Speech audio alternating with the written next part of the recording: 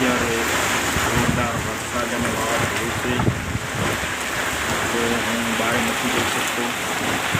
તમે જોઈ શકો છો શું હાલત કરી છે.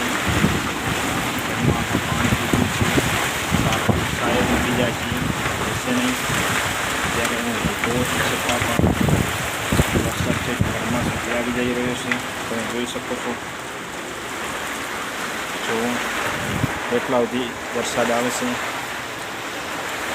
પણ હજુ વરસાદ રોકાવાનું નામ લેતું નથી. 2:10 વરસાદ ચાલુ થયો છે જોરદાર, પણ બંધ થતું નથી.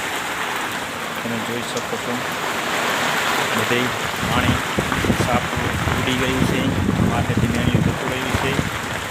સાપરાની હાલત ખરાબ છે, કપડાં બકડા પલળી ગયા છે અને હવે બધું વિખાઈ ગયું છે. પણ અત્યારે હું કશું હું કરી શકું એમ નથી.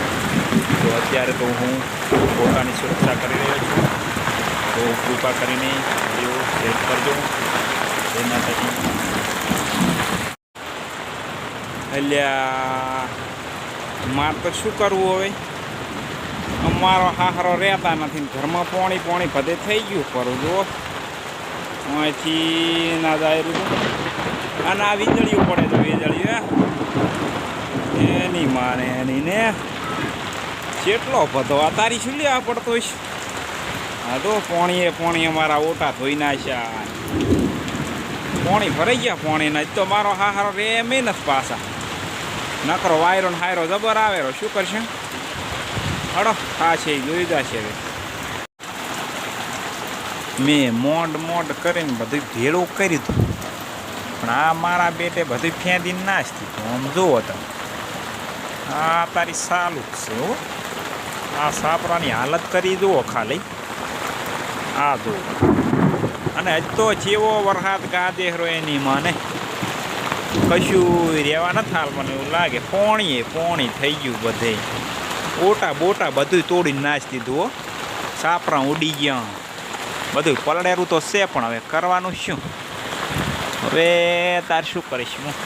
નમસ્કાર મિત્રો, કોઈ ના થાય.